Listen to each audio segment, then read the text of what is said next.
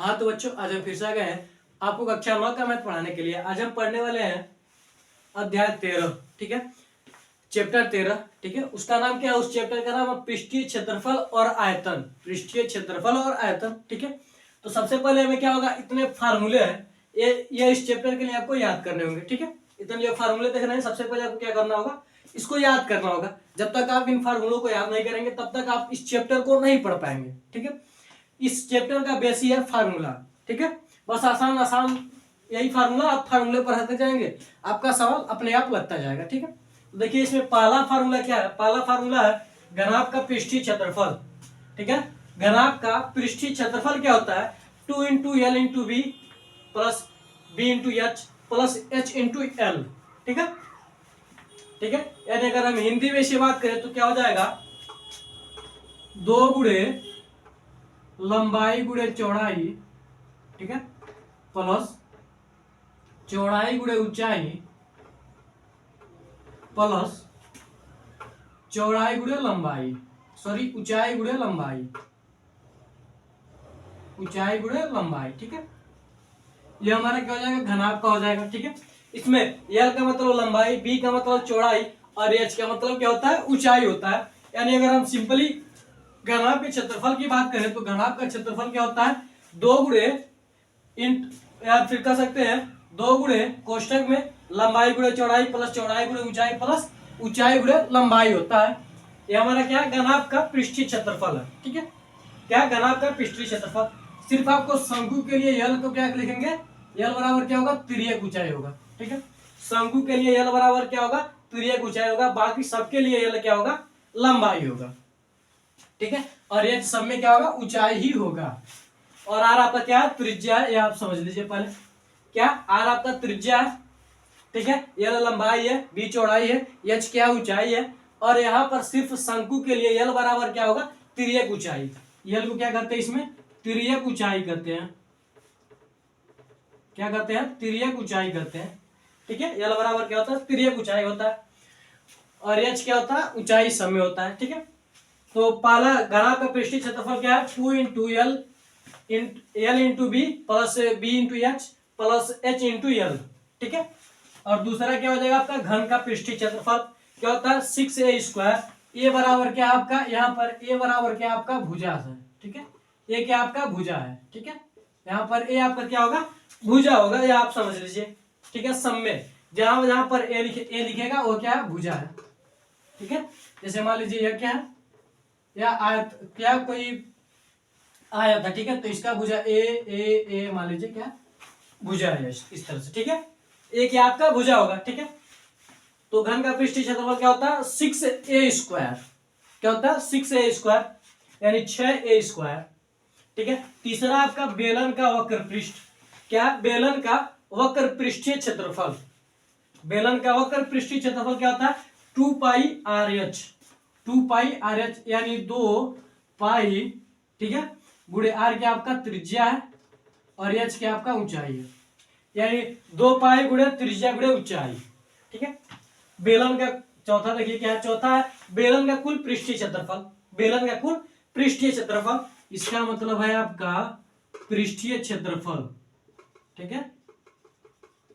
और इसका मतलब आपका पूरा लिखेंगे इसका तो क्या हो जाएगा, क्षेत्रफल है, ठीक है। इसको हमने क्या किया, थोड़ा सा शॉर्ट में करके लिखा है, ठीक है। बेलन का कुल पृष्ठीय क्षेत्रफल क्या होगा, क्या हो जाएगा, 2πr into are plus H, ठीक है।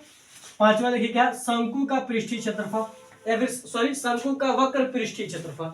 शंकु का वक्र पृष्ठीय क्षेत्रफल क्या है, πr(l), ठीक है। यहां पर यल क्या होगा, तिर्यक ऊंचाई होगा। यल क्या होगा आपका, तिर्यक ऊंचाई होगा, ठीक है। यहां पर देखिए छठवां क्या है, शंकु का कुल पृष्ठीय क्षेत्रफल क्या है, πr(l) into πr(l) plus R, sorry πr², πr(l) plus πr²। यह क्या आपका शंकु का कुल पृष्ठीय क्षेत्रफल है, ठीक है।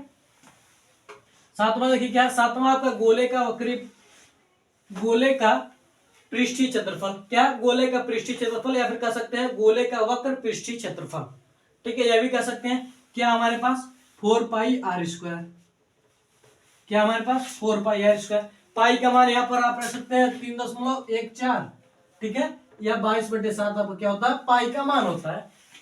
ठीक है, ठीक है, पाई का मान अमूमन आपको क्या रखना है, 22/7 दे रखना है। अगर आपको इस चैप्टर वाले क्वेश्चन में आपको क्या दे देगा कि कहेगा कि पाई का मान आप 3.14 रखिए, ठीक है, तो वहां पर आपको 1 4 रखना है, वरना आपको पाई बराबर क्या रखना है, 22/7 ही रखना है। ठीक है, लिख सकते हैं पाई बराबर।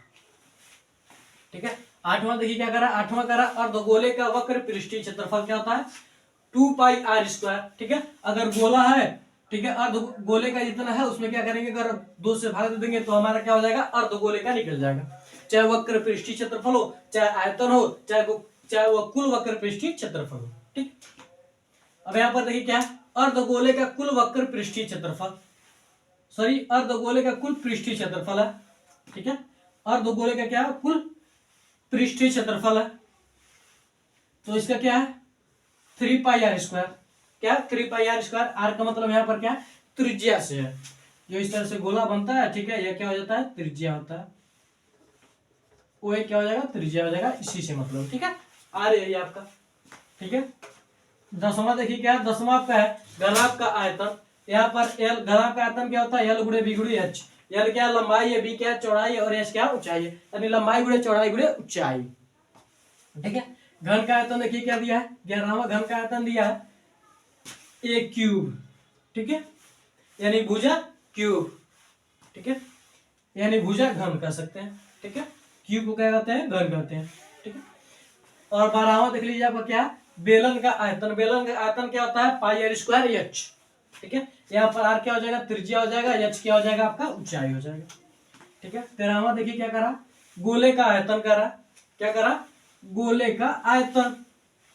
ठीक है, गोले का आयतन क्या होता है आपका 4/3 pi R cube, 4/3 pi R cube हो जाएगा।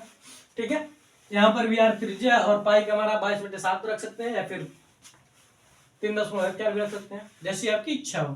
ठीक, इसके बाद आप देखिए क्या है, 14वां आपका है अर्धगोले का आयतन। क्या देखिए, गोले का आयतन में अगर हम क्या करें, 2 से भाग दे दें, ठीक है, तो हमारे पास क्या निकल जाएगा, अर्धगोले का आयतन निकल जाएगा। क्या 2/3 पाई आर क्यूब। तो यहाँ पे कुछ इंपॉर्टेंट आपके क्या है, फार्मूले हैं, जो आपको चैप्टर अध्याय 13 या फिर चैप्टर 13 को लगाने में, सोल्व करने में, आपको चैप्टर 13 के सवालों को सोल्व करने में आपका बहुत ही ज्यादा हेल्प करेगा। अगर आपको यह कोई भी सूत्र याद नहीं है तो आप नहीं लगा सकते हैं। ठीक है, 13 का एक भी सवाल नहीं लगा सकते हैं, चैप्टर 13 का एक भी सवाल नहीं लगा सकते हैं, इसलिए आपको यह याद चाहिए। ठीक है, क्योंकि हर सवाल आपका इसी फार्मूले पर बेस्ड है। ठीक है, इसी फार्मूले पर आपका लगेगा। ठीक है, तो आप फार्मूला याद कर लीजिएगा। कल से हम पढ़ेंगे प्रश्नावली 13.1 और चैप्टर का नाम क्या आपका, पृष्ठीय क्षेत्रफल और आयतन। ठीक है, तो आज के लिए बस इतना रहता है, मिलते हैं अगली वीडियो में। मैं आशा करता हूं कि आपको ये सारे फार्मूले अच्छी तरीके से याद आए होंगे। ठीक है, तो आप स्क्रीनशॉट ले लीजिएगा, स्क्रीनशॉट आप ले लीजिए।